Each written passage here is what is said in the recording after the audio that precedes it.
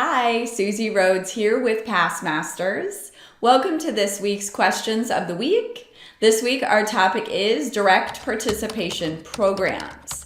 You can expect DPPs to appear on your Series 7 exam. This week we have a 5-question topic quiz from within our PassMasters Series 7 course. Let's check out our learning management system. The depletion deduction is allowed for all of the following except. So which one does not allow the depletion deduction? Timber, corn, oil, or minerals. So the depletion deduction is allowed for things that are going to take a really long time to come back, like timber, oil, and minerals. So natural resources. Corn is not eligible for the depletion deduction. Corn is grown every year. So you click what you believe is the correct answer, click check answer. I can tell that I got it right because I got that green check mark. I can click show explanation and I can listen. The depletion deduction is to appeal to all of the various learning styles. Concerning exploratory oil and gas drilling programs, which two of the following are correct? Roman numeral 1, the programs represent drilling on unproven properties with a large risk of not discovering reserves. Exploratory, yes, also called wildcatting. So 1 is part of the correct answer. So we're 50% of the way there. 2, the programs represent oil and gas properties purchased for additional exploration. Can't be that because it's not part of the answers that have 1. 3, the programs are suitable for high-risk investors only. I like that. 4, if the program is successful, the profit potential realized would be normally less than for development or income programs. That is false. That is backwards.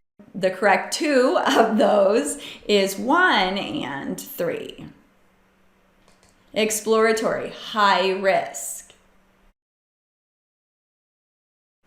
Which of the following would not violate a general partner's responsibilities to his limited partners?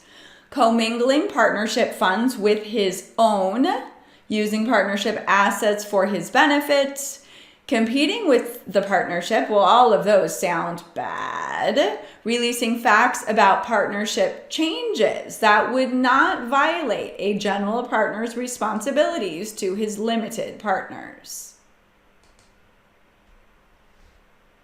One advantage of a registered equipment leasing partnership program would be, choices include rehabilitation tax credit, liquidity, the flow through of losses to be used against ordinary income, or the generation of non-taxable cash flow. So partnership programs, limited partnerships, direct participation programs are not liquid. There is no secondary market. The flow through of losses to be used against ordinary income, no, they're passive losses. They can only be written off against passive income. So rehabilitation tax credit is not for an equipment leasing program.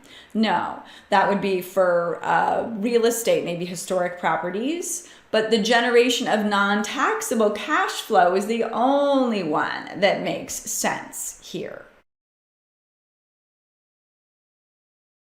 It is highly possible to have a positive cash flow, but a negative income with direct participation programs due to the depreciation of the assets in those programs. So when you have a equipment leasing partnership program, the assets are depreciated, oftentimes with a positive cash flow, because depreciation is a non-cash expense.